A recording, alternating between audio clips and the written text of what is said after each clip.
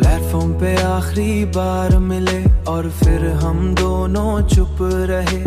Train किसी तेज बजी, मेरी सांसें धीरे रुकी। तेरे हाथ में छोटा सा बैग, मेरे दिल पे बड़ा सा क्रैक। तू कह रही थी ख्याल रखना, मैं कह ना सका वापस आना।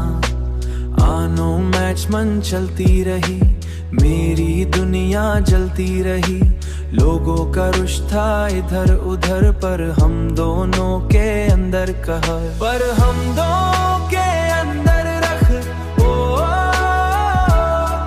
तेरी आंखों में पानी था, मेरा चेहरा भी कहानी था। ट्रैक पे चलती वो हवा जैसे कह रही हो अलविदा।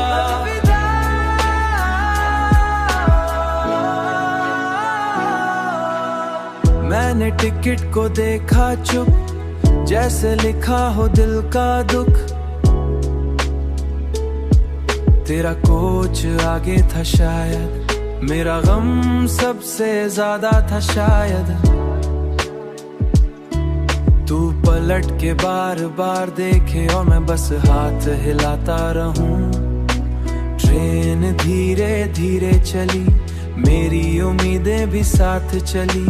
विंडो से तेरा चेहरा गया, मेरा दिल वहीं पे रह गया।